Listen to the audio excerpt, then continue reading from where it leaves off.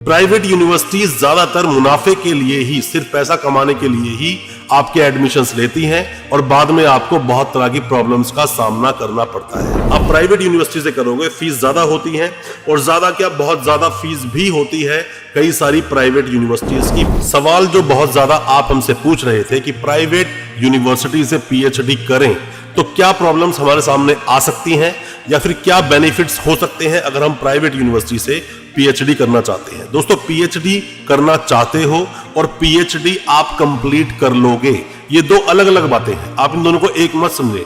Private universities ज्यादातर मुनाफे के लिए ही, सिर्फ पैसा कमाने के लिए ही आपके एडमिशन्स लेती हैं और बाद में आपको बहुत तरह की प्रॉब्लम्स का सामना करना पड़ता है। मैं आज बहुत कुछ बताऊंगा प्राइवेट यूनिवर्सिटीज के बारे में और मेरा ये मानना है कि इस वीडियो के बाद में जितने भी तरह के सवाल आपके दिल में हैं कि आपको प्राइवेट यूनिवर्सिटी से पीएचडी करनी चाहिए या नहीं, ज्यादा कुछ जानने के लिए दोस्तों बने रहिए हमारे इस वीडियो के साथ।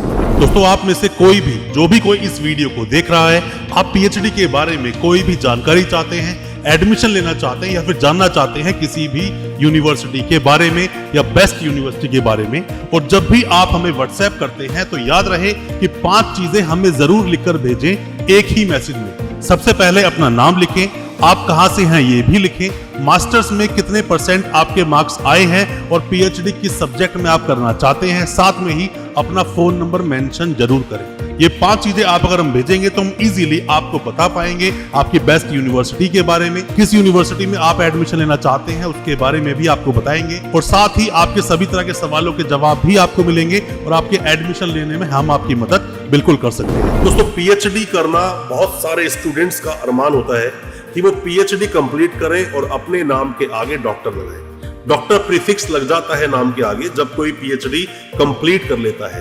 बट यहाँ पर बहुत सारी प्रॉब्लम्स खड़ी होती हैं जब आप प्राइवेट यूनिवर्सिटी की तरफ रुख करते हैं और आपको प्राइवेट यूनिवर्सिटी की तरफ रुख करना पड़ता है।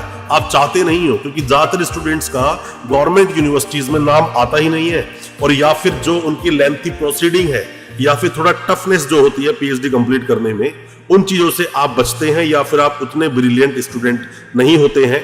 इन्हीं चीजों का फायदा उठाती है प्राइवेट यूनिवर्सिटी। प्राइवेट यूनिवर्सिटी से आप अगर एडमिशन लेना चाहते हैं, कुछ बातों का आपको विशेष रूप से ध्यान रखना चाहिए। सबसे पहली बात तो आप ये समझ दोस्तों कि फीस में तो डिफरेंस होता ही है। आप प्राइवेट यूनिवर्सिटी से करोगे, फीस ज्यादा होती है और ज्यादा क्या बहुत ज्यादा फीस भी होती है कई सारी प्राइवेट यूनिवर्सिटीज की। बट आपका बजट स्टार्ट होना चाहिए कम से कम 2.5 लाख रुपए से। 3 साल की कंप्लीट कोर्स की मैं फीस आपको बता रहा हूं, 2.5 लाख। इसको आप एक मिनिमम फीस मान सकते हैं कंप्लीट पीएचडी की। जो पूरे कोर्स का एक ड्यूरेशन बनता है, उस कंप्लीट कोर्स की फीस 2.5 लाख मिनिमम होगी। ये बढ़ सकती है एज पर द स्ट्रीम्स। आप योगा में करना चाहें, फार्मास्यूटिकल में करना चाहें, लॉ में करना चाहें, एजुकेशन में करना चाहें या फिर टेक्निकल किसी भी सब्जेक्ट में आप करना चाहें, उसकी फीस अलग अलग हो सकती है, वेरिएशंस हो सकते हैं। दोस्तों, ये आपने अक्सर देखा होगा कि ज्यादातर प्राइवेट यूनिवर्सिटीज में एडमिशंस चलते ही रहते हैं, मतलब 365 दिन वो एडमिशन लेते रहते हैं। तो क्या ऐसा प्राइवेट यूनिवर्सिटीज कर सकती हैं? दोस्तों, देखा जाए तो सभी प्राइवेट यूनिवर्सिटीज के पास लिमिटेड सीट्स होती हैं, पर ये एडमिशन लेते हैं बहुत ज्यादा। आप कुछ इस तरह समझिए कि मान लीजिए किसी भी यूनिवर्सिटी ने 1000 टोटल एडमिशन लिए पीएचडी में जब भी इन्होंने अपना एंट्रेंस कंडक्ट करवाया।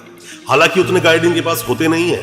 अब आपने एडमिशन ले लिया तो एडमिशन करने के बाद पहले ही साल में काफी सारे स्टूडेंट्स ड्रॉप आउट हो जाते हैं, मतलब कि वो अब पीएचडी को कंटिन्यू करना नहीं चाहते या वो कर नहीं पा रहे हैं।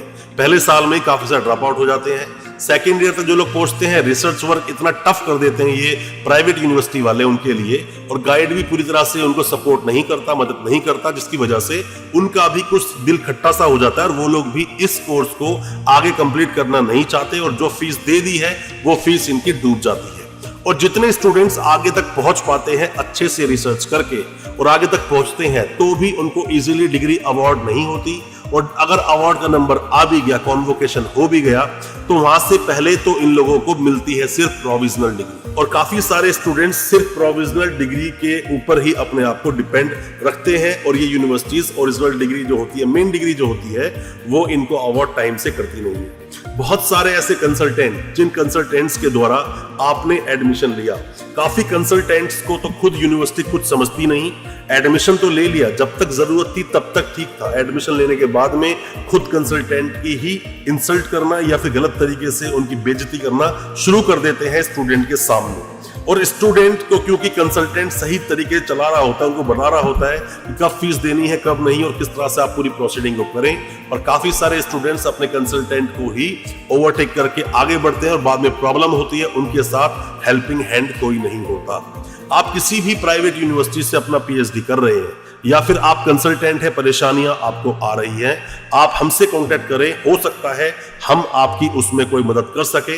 बट सभी स्टूडेंट्स को एक हेल्पिंग हैंड की जरूरत पड़ती है, क्योंकि पीएचडी में बहुत सारी चीजें होती हैं जो टाइम टाइम करनी होती हैं, बहुत सारे अपडेट्स होते हैं जो आप तक नहीं पहुंच पाते हैं, और सही तरह से यूनिवर्सिटी के बारे में डिटेल में आपका कंसल्टेंट ही जानता है। तो बेहतर होगा कि आप उससे सब चीजों की इंफॉर्मेशन टाइम टू टाइम लेते रहें।